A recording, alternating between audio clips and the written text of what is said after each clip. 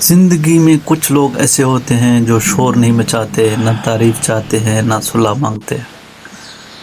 وہ بس خاموشی سے نیکی کرتے ہیں اور چلے جاتے ہیں، لیکن اللہ ایسے نیکیوں کو کبھی ضائع نہیں کرتا۔ آج کی کہانی ایک ایسے ہی انسان کی ہے جس کی ایک خاموشی نیکی اس کی پوری قسمت بدل گئی۔ زاہد ایک غریب مگر باعزت نوجوان تھا۔ شہر کے کنارے ایک پرانے سے مکان میں رہتا تھا۔ باپ کا سایہ بچپن میں اٹھ چکا تھا، ماں بیمار رہتی تھی۔ زاہد دن میں مزدوری کرتا، رات کو ماں کی دعائیں، اور دل میں صرف ایک دعا رکھتا، یا اللہ بس عزت کی روزی دے دینا۔ ایک سرد رات تھی، بارش ہو رہی تھی۔ زاہد کام سے واپس آ رہا تھا کہ اس نے سڑک کنارے ایک بوڑھے شخص کو بیٹھے دیکھا، کپڑے بھیگے ہوئے، چہرے پر بے بسی۔ زاہد کے پاس زیادہ پیسے نہیں تھے، لیکن دل میں رام جاگ اٹھا۔ وہ رکا، اپنی جیب سے آخری پیسے نکالے اور بوڑھے کے ہاتھ میں رکھ دیے۔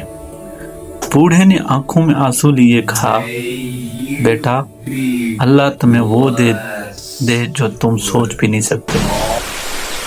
زاہد مسکرا دیا اور خاموشی سے چلا گیا۔ کچھ دن بعد زاہد کی ماں کی حالت بگڑ گئی۔ ڈاکٹر نے مہنگی دوائی لکھ دی۔ زاہد کے پاس پیسے نہیں تھے۔ وہ رات بھر سجدے میں گرتا رہا، یا اللہ میں نے کبھی کسی کا حق نہیں مارا، تو بھی میری ماں کو بچا لے۔ اگلے دن زاہد کو ایک دفتر سے کال آئی۔ کہا گیا، آپ نے ایک بزرگ کی مدد کی تھی، وہ ہمارے مالک تھے، انہوں نے آپ کے بارے میں بتایا ہے۔